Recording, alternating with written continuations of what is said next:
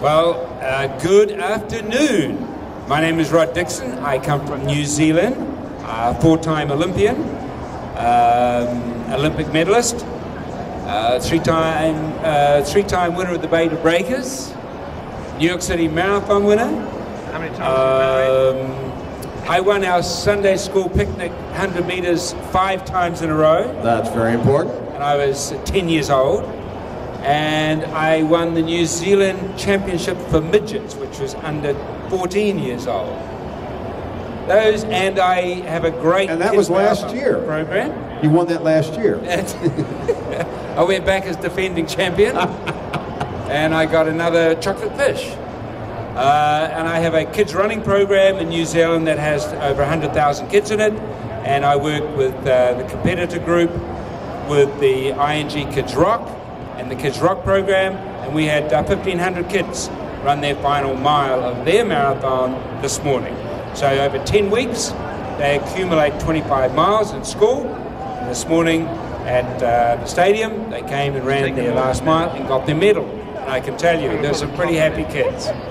So that's me. That's probably more than a minute. Well, and what Rod is never says, and he should say, and maybe you can't say it, is that Rod was a world-class athlete at virtually every distance. And he is unique, I think, in the history of running in that he was world-class from the mile, well, below the mile, even short. Well, 800 meters I ran, well, 1:47 for an 800 meter. You know, we never did make that switch. Anjali, why don't you tell us about yourself, please? Well, good afternoon. My name is Anjali Forber-Pratt, and I'm a U.S. Paralympian in the sport of wheelchair racing. I am currently the world record holder in the 200 meters and ranked top 3 in the world in the 100 and 400 as well. I competed in Beijing in 2008 at the Paralympic Games and brought home 2 bronze medals in the 400 and the 4x100 relay. And right now I'm what they call a 2012 hopeful. So I am hoping to have the opportunity to represent my country again this summer at the London 2012 Games. Woo! That's good. That's very impressive. That is what a media-trained person knows how to do. Sorry, Rod. I'm not trained because they can't train sheep herders. None of us are trained. That is the Zoom. Okay, Mr. Brooks, who is, I will tell them, half up. I mean, among other things, Ian is my colleague on the announcer stand on many of these events. We call ourselves Bingham and Brooks. So the other half of Bingham and Brooks, and the guy who interviewed me earlier today, we had a grand time. Ian Brooks. Ian, tell us why you're here. Well, it's hard to follow Anjali here, isn't it? Ian Brooks, born in England, and I've been a resident in New York for 22 years. It's hard to believe that umpteen years ago I was a school cross-country champion. You didn't know that, did you, Rob? No, I didn't. But I got Achilles tendon issues, and I became a race walk international for Great Britain. Oh my, it's another life, isn't it? Now I am with Bingham and Brooks as the start and finish line announcer, and my passion is high school track and field. If this microphone would only work. Have you got it working now, John? Yeah, it's working. And I'm the finish line announcer for the New York City Marathon. That's enough. Actually, Ian is the voice of the New York City Marathon. Big round of applause for all 3 of them. And you are, excuse me, who are you? I'm John Bingham. Oh, you're the Penguin. I've heard about you. Affectionately known as the Penguin, that's right. And I'm just walking back and forth across the front of the table to annoy the cameraman, just so everyone knows why. Yeah. Anjali, as an Olympian, what was going through their minds? This morning they lined up, it was cold in Houston this morning, a little bit cold. From the descriptions, many of them had hats on. What does an Olympian feel like just before that gun goes off? Just before that gun goes off, as a Paralympian myself, you know, I'm just sitting there, and it's all about reaffirming your own confidence. And you're on that start line, and it's about you and that finish line. Nothing else really matters. The whole rest of your competitors and what they're doing, you can't let yourself be worried about, oh, well, did they get a good night's sleep? Are they coming out after me or something like that? Because that just, it opens yourself up to falling for, those distractions. So it's just about focusing in you and that finish line and going after it. So you're going to tell me that the start line, you're not thinking about your boyfriend or somebody important in your life? Come on, get real.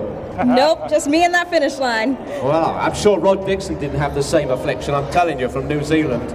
I want, Anjali, the times that you've qualified and gone on to the Olympics, as an Olympic qualifier, are you still questioning the trials part of it? Are you replaying some of those things, or are you just thinking ahead, this is what I've got to do when I get to the games? No, I mean you're constantly having, replaying in your head that trials moment, and it's something about just being in that environment where it's like a little movie in your head. You're constantly thinking back to those moments where you have to be out there, bring your A game, and it's gonna all of those emotions are gonna stay with you as you move forward. Todd. So Anjali, how would you talk to him? How do you handle disappointment? I mean, as athletes, we're not winning every one of them. How do you personally handle disappointment? For me personally, fourth place is a rough place to be. I was in World Championships this past January in Christchurch, New Zealand, actually, and I was running the 800 meters, and for the first 450 meters of that race, I was pulling the pack. I was out there, being the sprinter that I am, I was first to the break line, I was doing my work. But then I ran out of energy, and the plan, even the best thought out plans, and you guys as distant runners know this, even the best thought out plans, they don't always come through. And so our plan fell apart. And so there I was, one of my teammates was supposed to be able to come up and take the pull. It didn't, the plan fell apart, and I ended up in that fourth place spot. It's a tough moment. But the tougher part for me in this particular moment was that I had not even 5 minutes where I was supposed to be back out on the track to run the 200 meters, which is my event. I currently sit here as the world record holder in that event. But in my moment of defeat, being in that fourth place position, I had to pull myself together and to go out there to run my race. That was tough.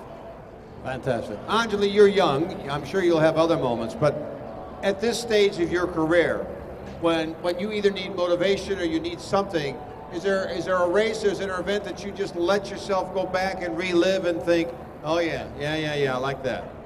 Absolutely. Like Rod, I've actually had several of these moments, but the one that's coming to my mind right now, as I said earlier, I'm a sprinter. And for me to tackle and make the decision to compete in the Boston Marathon, that was a huge goal for myself. Like many of you in this room, I mean, you might have a particular time goal, or it might just be to finish that race. Well, as a sprinter, I thought of the Boston Marathon as just 400, 2,200 meter sprints. No big deal. But there I was, coming full circle. I grew up on the 8-mile marker of that Boston Marathon, and watching those racers go by in racing wheelchairs, that's what set my dream so big and set my sights on wanting to be an athlete. So to come full circle, yes, already named on a Paralympic team at this point in my career, but as a sprinter, to go back to my hometown where I literally knew people along the way, which I needed as a sprinter. I needed all the support I could get. But to come across the finish line at the Boston Marathon, finishing fourth place for the women, it was just truly an incredible experience for me. Very much. I'm sorry I haven't seen any of your races, Anjali. That's okay. But, we'll get there in the end. A young man showed up yesterday for Rod's clinic that had a poster that I guess his mother had hanging in the garage for all these years. And so, yeah, it is a great moment. You mentioned Greta Weitz. We are all inspired by people as we get on. And I was inspired certainly in the musical sense and in many ways in the athletic sense. Anjali, I'm going to let you start this one. You're now up there, you are inspiring people, but you didn't get there on your own. Who inspired you? Who are the people that led you to become who you are right now? Then I'm going to ask Rod the same question. Well, I think heroes and mentors, they take on many different shapes and sizes. But for me, being a young girl, I was truly inspired by Jean Driscoll. There she is, 8-time winner of the Boston Marathon. And in 1997, which was actually the year that she crashed on the trolley tracks, really close to that finish line, I had a finish line pass. So I was sitting there on that finish line. And to watch her crash, but then to still pick up the pieces and to continue on and come back the following year and to win and to make history has been just a moment that has touched my life. So much so that in the 3rd grade, I wrote a story called When I Meet Jean Driscoll, and my favorite recurring Halloween costume as a kid was going out trick-or-treating as the winner of the Boston Marathon. I mean, you know, skeletons and fairy princesses, that just wasn't for me. I wanted to be the winner of the Boston Marathon. I can't believe she said that, and she didn't mention she wanted to be Kim Kardashian and spend time with her. Can you honestly, John? No. Go figure. Not really. And they have a message that come what may, if you persevere, you can achieve anything in this life. You just gotta give everything you've got, because to the best of my knowledge, we're only here once. We might as well make the most of it. Well, Anjali, you've got a certain personal mantra that you like to talk about. Yes, my personal motto is dream, drive, do.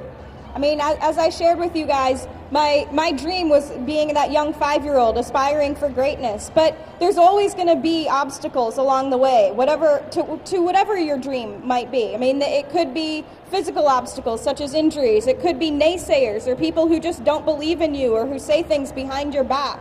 But then the truth of the matter is it all comes down to what you're going to do about it. Are you going to take that leap of faith? Are you going to get out there and live your life, whatever that may be? For me personally, and a testament to my teammates Amanda McGrory and Tatiana McFadden, every single day, like, I'm leading a life as a role model, just as Rod has described as well. It's important to educate others that just if you're different, just if I'm in a wheelchair, it doesn't mean that you can't have dreams too, and that you can't go out there and achieve them. What do you want me to say? What do you want me to talk about? I just want, if you have a closing statement, something you want to share with these folks about tomorrow, about the race weekend, about running in general, about life in general, just in about a minute, how would you like to close it off? And then I'm going to get Anjali to do the same, and then we'll give Rod Dixon the last word. Well, I think that one thing I would certainly say to each and every one of us, it's an absolute pleasure for myself, and I know Anjali and Rod, to be a part of this competitor group organization. We love doing what we're doing. We love imparting our knowledge to each and every one of you. Maybe you think we're crazy, and that's fine.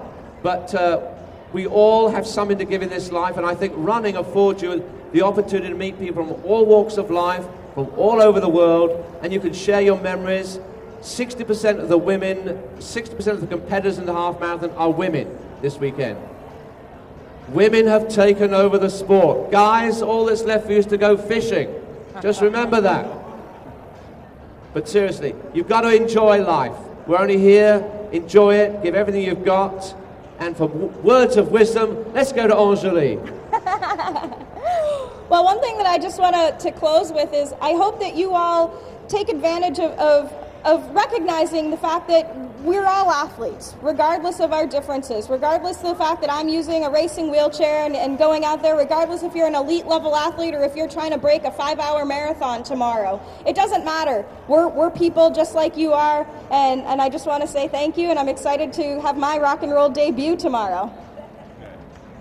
Rod, take us home, buddy. For all those people out there running tomorrow, for all the kids that ran today, finishing is winning, winning is finishing. Good luck. Rod Dixon, Anjali, Ian Brooks, thank you all very, very much. Thank you. Yeah, Thank you, sweetheart. Very nice. Thank you.